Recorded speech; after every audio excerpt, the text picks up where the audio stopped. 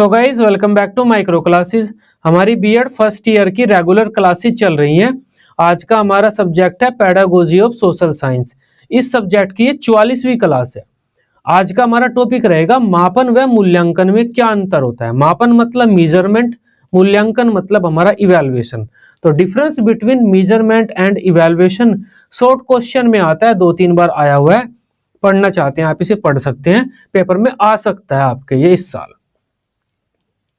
सबसे पहले मैं आपको बता देता हूं मापन का क्या अर्थ होता है और मूल्यांकन का क्या अर्थ होता है। इससे इन दोनों में अंतर आपको स्पष्ट हो जाएगा। देखो, किसी भी चीज में काफी सारी विशेषताएं होती है। कोई वस्तु है, व्यक्ति है, चाहे कुछ भी है, उसमें काफी सारी विशेषताएं होती हैं। जब हम उसकी उन विशेषताओं को नंबरों में कन्वर्ट कर देते हैं, उस नंबरों में कन्वर्ट करने की प्रक्रिया को मापन कहा जाता है। जैसे ये पुस्तक आपके सामने रखी है, इसमें काफी सारी विशेषताएं हैं। इसकी मोटाई है, कुछ तो मोटाई होगी, इसकी विशेषता है, चौड़ाई होगी, लंबाई होगी, इसकी क्षेत्रफल होगा इसका, वगैरह वगैरह। तो ये चीजें इसकी विशेषताएं हैं। जब आप इसकी इन विशेषताओं को नंबरों में कन्वर्ट करते हैं तो वो नंबरों में कन्वर्ट करने की प्रक्रिया मापन कहलाती है। जैसे आपने लिख दिया इसकी जो लंबाई है वो 0.1 फीट है, या फिर इसकी मोटाई 0.001 फीट है। तो इस तरह से जब भी आप किसी वस्तु की विशेषताओं को नंबरों में कन्वर्ट करते हैं, उस नंबरों में कन्वर्ट करने की प्रक्रिया को मापन कहते हैं। बच्चे के हिसाब में आप ऐसे कह सकते हैं, बच्चे की लंबाई इतनी है तो बच्चे का मापन हो गया लंबाई का। चौड़ाई इतनी है, बच्चे की गणित में योग्यता इतनी है, हम ऐसे कह सकते हैं कि बच्चे की गणित में योग्यता 50% है। बच्चे की जो बुद्धि है वह कितनी है, 110 IQ है इसका। IQ है तो ये बच्चे की विशेषता ही तो है।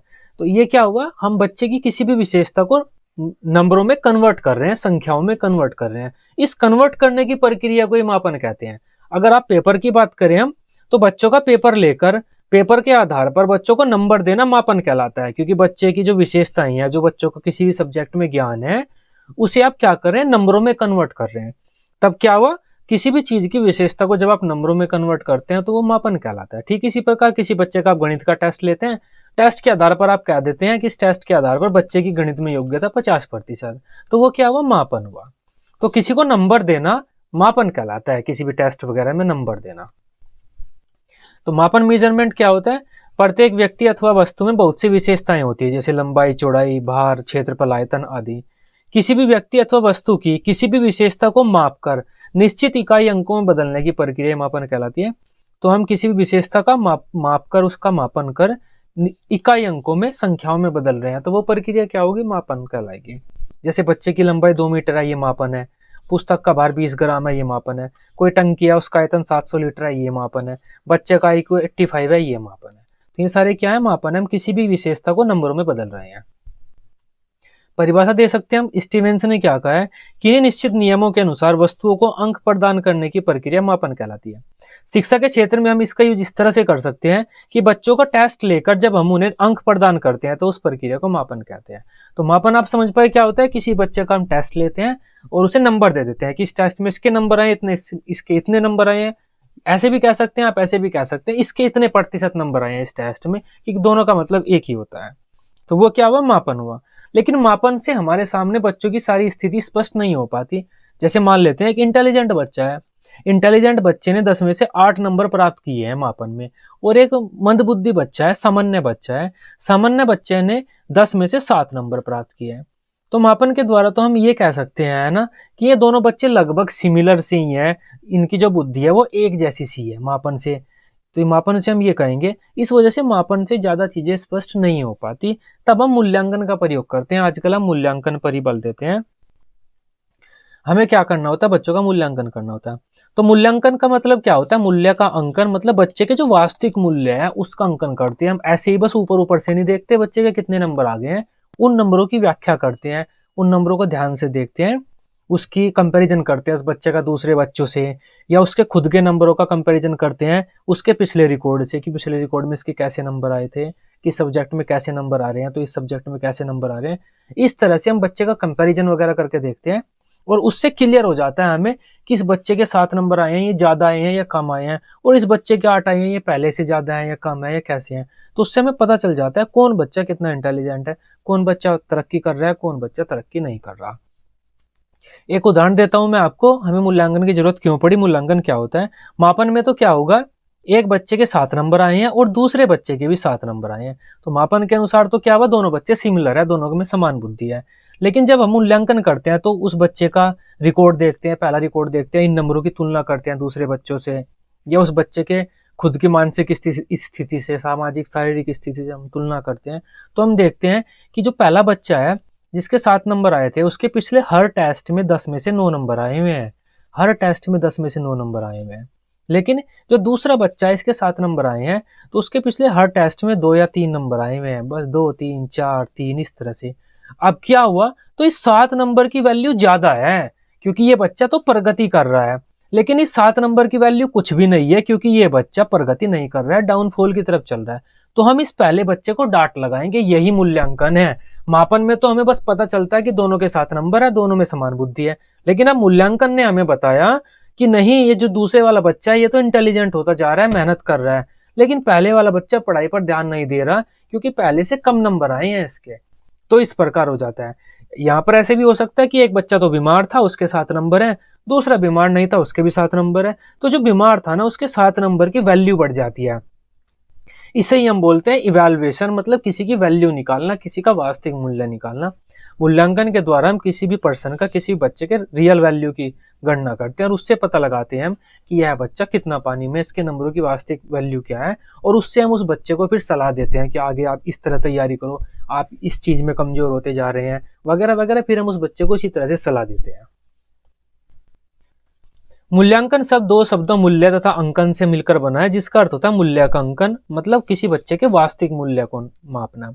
अतः किसी व्यक्ति, वस्तु अथवा क्रिया के वास्तविक मूल्य का अंकन करना ही मूल्यांकन कहलाता है। मापन की प्रक्रिया में विशेषताओं को इकाई, अंकों अथवा आंकड़ों में बदला जाता है, बस इतना ही काम करते हैं, मापन की प्रक्रिया में नंबर में बदल देते हैं। लेकिन मूल्यांकन में इन आंकड़ों की अनेक मापदंडों, जैसे बच्चे की सामाजिक स्थिति कैसी है, कोई बच्चा किसी समाज से आता है, कोई किसी समाज से आता है, तो सामाजिक स्थिति के आधार पर हम उन नंबरों की व्याख्या करते हैं कि उस बच्चे के इतने नंबर आए हैं, तो कम है या ज्यादा है। सांस्कृतिक स्थिति कैसी है, बच्चे की बुद्धि कितनी है, इंटेलिजेंट बच्चे के नंबर की कितनी वैल्यू होती है, और मंद बुद्धि बच्चा उतने नंबर ले आए तो उन्हीं की वैल्यू ज्यादा हो जाती है। तो जो आंकड़े बच्चे के आए हैं, नंबर आए हैं, उनकी हम अनेक मापदंडों के आधार पर व्याख्या करते हैं, उनकी तुलना वगैरह करके देखते हैं।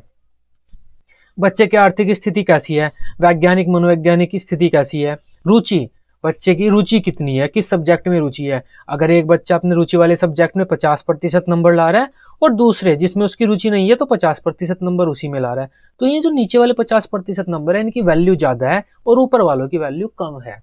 क्यों है? क्योंकि ये तो इसकी रुचि का सब्जेक्ट है, इंटरेस्टिंग सब्जेक्ट है उसके लिए, इसमें तो उसके ज्यादा नंबर आने चाहिए थे। तो उसका लेवल क्या है, स्तर कैसा है उसका, उसकी पिछली प्रगति कैसी हुई रही है, इस टेस्ट से या इस परीक्षा से पहले उसने कितने नंबर दूसरे टेस्टों में प्राप्त किए हैं, उनके आधार पर हम बच्चे के नंबरों की व्याख्या करते हैं। इससे क्या होता है, जो ये आंकड़े हैं इनका वास्तविक मूल्य का निर्धारण हो जाता है और बच्चे की वास्तविक प्रगति पता चल जाती है कि कौन सा बच्चा आगे बढ़ रहा है, कौन नीचे जा रहा है। इससे शिक्षक को पता चलता है कि छात्रों के व्यवहार में कितना परिवर्तन हुआ है। एक परिभाषा यहाँ पर लिखी हुई है, दांडेकर ने कहा है कि मूल्यांकन हमें बताता है कि बालक ने कितने उद्देश्यों को किस सीमा तक प्राप्त किया की है, वो की कर लेना। अब एक उदाहरण देख लेते हैं। उदाहरण मैंने आपको समझा भी दिया है कि मापन व मूल्यांकन में क्या अंतर होता है, उदाहरण मैंने आपको अच्छी तरह से समझा दिया है, फिर भी देख लेते हैं। एक बच्चे ने गणित में 10 में से 4 नंबर प्राप्त किए, गणित के टेस्ट में 10 नंबर का टेस्ट था, एक बच्चे के 4 नंबर आए, तो ये प्रक्रिया तो मापन कहलाएगी, कितने बच्चे के नंबर कितने आए हो तो हमने मापन कर दिया। लेकिन अब मूल्यांकन की प्रक्रिया शुरू होगी। मूल्यांकन में हम क्या करेंगे, ये 4 नंबर आए हैं इनकी वैल्यू देखेंगे, एक्चुअल में वैल्यू कितनी है। मूल्यांकन में हम इन अंकों की अन्य छात्रों से, उसकी पिछली उपलब्धि से, उसकी सामाजिक आर्थिक आदि स्थिति से हम तुलना करेंगे, इन अंकों के वास्तविक मूल्य का निर्धारण करेंगे। जैसे अगर गणित बच्चे की पसंद का विषय है और बच्चे के गणित के पिछले टेस्ट में 8 नंबर थे, तब इस आधार पर हमें पता चलता है कि बच्चे का जो विकास है वह उचित प्रकार से नहीं हो रहा। समझ पाए आप? तो इन बच्चे के 8 नंबर की कोई वैल्यू नहीं है, हम बच्चे को डांट लगाएंगे। लेकिन अगर बच्चा टेस्ट वाले दिन बीमार था और गणित बच्चे की पसंद का विषय भी नहीं है तथा अंतिम टेस्ट में बच्चे का सिर्फ 1 अंक था, इस आधार पर मूल्यांकन हमें बताता है कि बच्चे की प्रगति उचित दिशा में जा रही है और बच्चे ने अच्छा परिणाम प्राप्त किया है। तब इस स्थिति में जो 4 नंबर प्राप्त किए हैं इनकी वैल्यू अलग अलग हो जाती है। नीचे वाली स्थिति में 4 नंबर बहुत ज्यादा हो जाते हैं क्योंकि पिछले टेस्ट में तो बच्चे के 1 नंबर थे और इस बार तो बीमार भी था वो, तो 4 नंबर तो उसने अच्छे प्राप्त कर लिए, शाबाश बेटा, बच्चे को हम ऐसे बोलेंगे। लेकिन ऊपर वाली स्थिति में उसी बच्चे को हम डांट लगाएंगे, भाई जब तेरे पिछले टेस्ट में 8 नंबर थे और गणित तो तेरा इंटरेस्टिंग सब्जेक्ट है, 8 में से नीचे कैसे चला गया तू, पढ़ क्यों नहीं रहा, तो वहां पर 4 नंबर में उस बच्चे को डांटेंगे। तो ये अंतर होता है मापन और मूल्यांकन में। मापन में तो हम सीधा सीधा सा नंबर दे देंगे उन्हें, मूल्यांकन में उन नंबरों की वैल्यू निकालेंगे, किस बच्चे के कितने नंबर आए और उन नंबरों की वास्तविक मूल्य क्या है, वास्तविक वैल्यू क्या है उन नंबरों की, और उसके आधार पर हम बच्चों को डांटेंगे या शाबाशी देंगे। अब आप समझ पाए होंगे मापन में और मूल्यांकन में क्या डिफरेंस होता है। आकलन और मूल्यांकन भी सिमिलर से ही होता है, मापन की जगह आप आकलन लिख लेना, आपका काम यहाँ पर ये भी चल जाएगा। अब एक एक करके इनमें अंतर देख लेते हैं। मापन, इसमें विभिन्न उपलब्धि संबंधित आंकड़े प्राप्त किए जाते हैं। तो हम क्या करते हैं, बच्चों के अचीवमेंट से रिलेटेड आंकड़े प्राप्त करते हैं। और मूल्यांकन में हम क्या करते हैं, इन आंकड़ों के मूल्य का निर्धारण करते हैं। मापन एक प्राचीन अवधारणा है, क्योंकि ये प्राचीन समय से चलती आ रही है, पहले से ही, जब से हमारी हिस्ट्री है, बच्चों का हम टेस्ट लेकर फेल पास उन्हें कर देते थे। लेकिन जो मूल्यांकन है वो एक नवीन अवधारणा है, अभी शुरू हुई है। मापन का क्षेत्र सीमित होता है, क्यों होता है, क्योंकि मापन में हम सीधे सीधे से नंबर लेते हैं और पास कर देते हैं, ज्यादा कुछ नहीं करते, तो एक नैरो फील्ड होता है मापन का। लेकिन मूल्यांकन का क्षेत्र व्यापक होता है, क्योंकि उसमें हम काफी सारी चीजें देखते हैं। इसमें साक्ष्यों को एकत्रित किया जाता है मापन में, लेकिन मूल्यांकन में हम उन्हीं साक्ष्यों से निष्कर्ष निकालते हैं। तो इसमें साक्ष्यों को एकत्रित करते हैं, इसमें ये साक्ष्य लिख लेना, यहाँ पर साक्ष्यों से निष्कर्ष निकाले जाते हैं। मापन की प्रकृति व्यवहारिक होती है, मूल्यांकन की प्रकृति दार्शनिक होती है। मापन निम्न स्तर का होता है और मूल्यांकन उच्च स्तर का होता है। ये सिंपल सी बातें हैं, तो आप रट भी सकते हैं। जो मापन है मूल्यांकन का ही एक पद है। तो मूल्यांकन में हम क्या करते हैं, बच्चों का टेस्ट लेते हैं, नंबर निकालते हैं, नंबर देते हैं बच्चों को, फिर उन नंबरों की व्याख्या करते हैं और उसके आधार पर बच्चों को सलाह वगैरह देते हैं कि आपकी प्रगति कैसी हुई। तो ये मूल्यांकन होता है। और जो मापन है उसमें हम क्या करते हैं, बच्चों का टेस्ट लेते हैं और नंबर देते हैं। तो ये एक मूल्यांकन का ही पद है। लेकिन मूल्यांकन में मापन निहित होता है। मापन के लिए मूल्यांकन की जरूरत नहीं होती, लेकिन मूल्यांकन के लिए मापन की आवश्यकता होती है। मापन हमें किसी न किसी प्रकार से बच्चों का करना पड़ेगा, तभी हम मापन से जो आंकड़े मिले हमें उनके आधार पर बच्चों की व्याख्या कर सकते हैं। इसके द्वारा यह पता किया जाता है कि छात्रों ने क्या सीखा है, तो मतलब किस सब्जेक्ट का कितना ज्ञान बच्चों के पास है, ये पता करते हैं। लेकिन इसके द्वारा हम शिक्षण प्रक्रिया की उपयोगिता की जांच करते हैं। जो हमारी शिक्षण प्रक्रिया रही है वह कितनी प्रभावी रही है, कितनी सफल रही है। मापन की प्रक्रिया में समय कम लगता है और ऊर्जा कम लगती है। मूल्यांकन की प्रक्रिया में समय भी अधिक खर्च होता है और शिक्षक की ऊर्जा भी अधिक खर्च होती है। मापन जो होता है हमारा पाठ्य वस्तु कंटेंट आधारित होता है, जो हमारे टॉपिक हैं उनसे आधारित होता है, सिलेबस से आधारित होता है। लेकिन जो मूल्यांकन होता है हमारा उद्देश्य पर आधारित होता है, कि बच्चों के कितने उद्देश्य प्राप्त कर लिए हैं बच्चों ने, हमारे शैक्षिक उद्देश्य कितने प्राप्त हो रहे हैं, उसके आधार पर हम बच्चों का मूल्यांकन करते हैं। मापन शैक्षणिक होता है। शैक्षणिक से मतलब होता है हमारे करिकुलर, जो हमारी क्लासरूम में जो चीजें बच्चे पढ़ते हैं, टीचिंग जो टीचर कराता है उसे हम शैक्षणिक बोलते हैं। लेकिन एक होता है सह शैक्षणिक। सह शैक्षणिक का मतलब होता है एक्स्ट्रा करिकुलर एक्टिविटीज। तो जो मूल्यांकन होता है वह बच्चों के पढ़ने से भी और जो उनकी एक्स्ट्रा करिकुलर एक्टिविटीज है उनसे भी संबंधित होता है। मूल्यांकन में हम देखते हैं कि बच्चे के दूसरे पक्षों का विकास कैसा चल रहा है। नेक्स्ट पॉइंट है, इसके आधार पर छात्रों के बारे में हम कोई धारणा नहीं बना सकते कि यह बच्चा कैसा है, लेकिन मूल्यांकन के आधार पर हम पूरी धारणा बना सकते हैं। इसके आधार पर हम धारणा बना सकते हैं बच्चों के बारे में। नेक्स्ट पॉइंट है, इसके आधार पर हम बच्चों के बारे में कोई भविष्यवाणी नहीं कर सकते कि कौन सा बच्चा कैसा है, आगे जाकर क्या करेगा, किस प्रकार की उससे किस चीज पर फोकस करना चाहिए। लेकिन मूल्यांकन के आधार पर हम कर सकते हैं पूरी भविष्यवाणी। मापन में कितने पद होते हैं, तो मापन में इस प्रकार पद होते हैं। हम बच्चे की किसी विशेषता को चुनते हैं। सबसे पहले अगर बच्चे का हमें मापन करना होता है तो ये पदों का फॉलो करते हैं। बच्चे की किसी विशेषता को चुनते हैं, किस विशेषता का हमें मापन करना है। उसके बाद मापन विधि को चुनते हैं, किस विधि से हम मापन करेंगे। उसके बाद मापन करते हैं और संख्यात्मक अंक प्रदान कर देते हैं।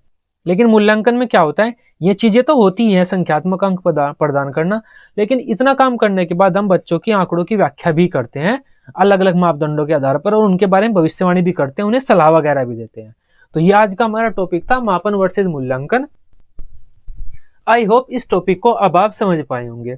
वीडियो अच्छी लगी हो इसे आप अपने बीएड ग्रुप में दोस्तों के साथ शेयर कर सकते हैं। बीएड की सभी सब्जेक्ट की डेली रेगुलर क्लासेस लेने के लिए आप इस चैनल को सब्सक्राइब कर सकते हैं। Till then bye bye, take care.